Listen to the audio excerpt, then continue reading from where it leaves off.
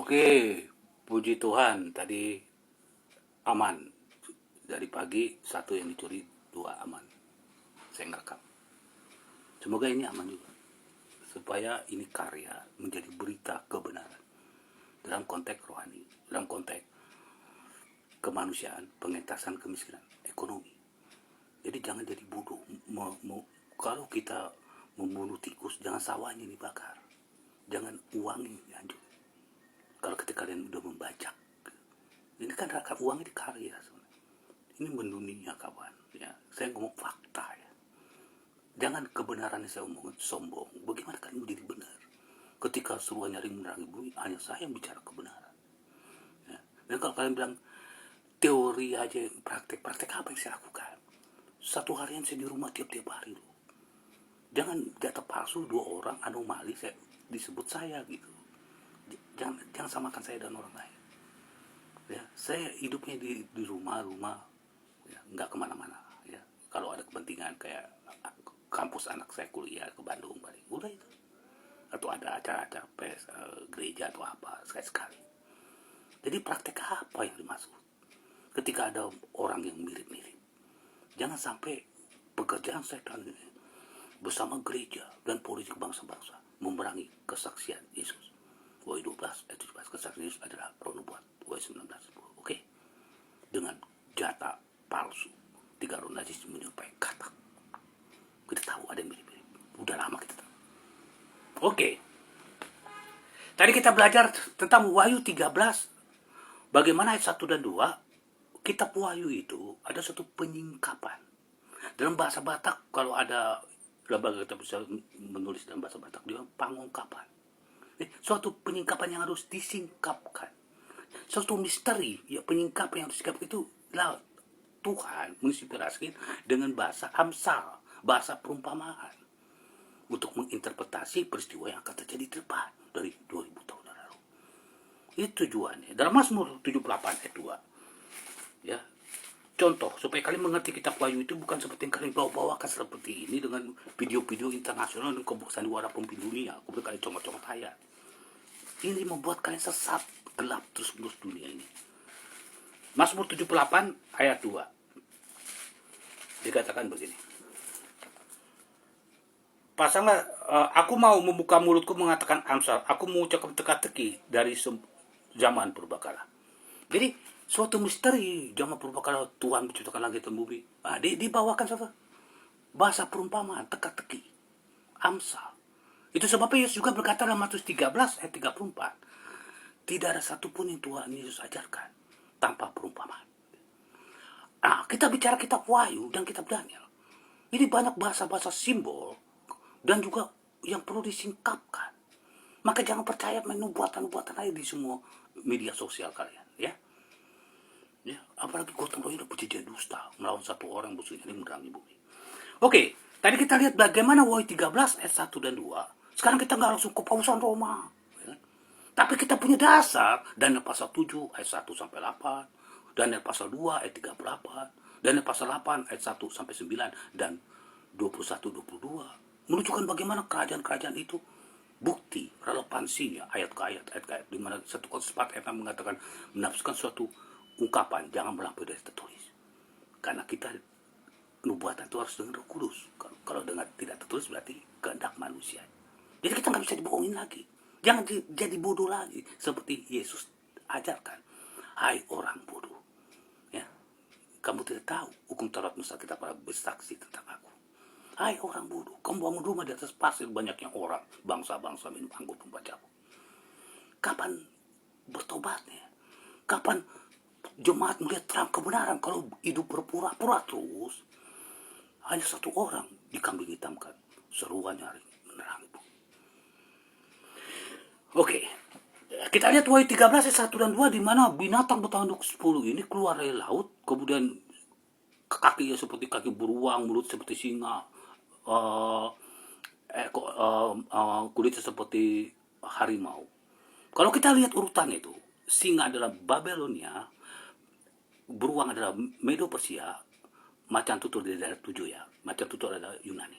Oke, tadi kita lihat dari Daniel 2 ayat 38, Daniel 8 ayat 1 sampai 9. ya kan, kambing jantan, domba jantan, minum usia Yunani, ya kan. Jadi udah ada dasarnya ada. Jadi dari sejarah sekuler kita lihat relevansinya gitu loh. Nah, disinilah kita lihat bagaimana PBB tahun 2020 suatu ungkapan di Alkitab. Dibikin Dewan Kawanan PBB tahun 2020. Patung kayak begitu. Dia berasumsi gereja politik ini, satu bahasa-bahasa yang tukang bohong ini, seperti Nabukadnezar punya mimpi dibuat patung. Nabukadnezar bermimpi patung, Daniel pasal 2. Ya. Dia membuatnya untuk image kekuasaannya, image wajahnya, sehingga semua bangsa menyembahnya. Nah, ketika kita lihat Wahyu 13 ayat 1 dan 2, ini bukan mimpi, penglihatan. Oke. Jadi kita interpretasikan bagaimana image patung binatang. Di mana dari 7 binatang ada kepausan umat, tanduk kecil dan binatang. Clear sih. Bagaimana PBB ini, Persatuan Dunia ini dan lintas agama dunia, di Dewan Keamanan PBB membuat patung tahun 2020 dengan pandemik buatan yang belum waktunya digenapi. It's time not yet come. Kalau kita lihat Wahyu 16 ayat 2 dan 9, mesti digenapi dulu tanda bintang patung ini. Kalau kita nggak tahu nubuatan yang benar secara tafsir, maka kita diajarkan apalan-apalan sehingga kita digiring dengan banyak nubuatan palsu saat bersamaan. Rapture 23 September kemarin mengumpuli PBB. Luar biasa. Oleh karena gelapnya gereja-gereja sedunia, terjadi gelapan Kristen kedua setelah abad pertengahan. Oke. Dan Wahyu 13 ayat 1 dan 2 kita lihat bagaimana kepausan binatang peternak 10 yang keluar dari laut ini dikatakan seperti singa mulutnya. Nah, kita lihat bagaimana Babelonia, Nabukadnezar membuat suatu image kekuasaan dan membuat patung seperti dirinya dengan undang-undang hukuman mati. Ini yang disebut patung binatang, undang-undang hari ini. Kemudian kaki seperti beruang dibuat Medo Persia. Kita tahu Esther pasal 3 ayat 8 dan 3. Hukum mereka, hukum Allah maksudnya, tidak sesuai dengan hukum perjanjian segala bangsa. Apa yang kita gentarkan waktu agenda global di sini demo dengan PBB, rancangan undang-undang perampasan aset. Esther 3 ayat 8 13. Sehingga ketika korupsi disamakan dengan orang beriman, karena itu doktrin agama, maka seperti Yesus disalibkan. Markus 15 ayat 28. Kenapa Yesus disalibkan? Karena dihitung koruptor, durhaka, koruptor di sini. Inilah kita lihat bagaimana bodohnya masyarakat nggak ngerti nubuatan Alkitab.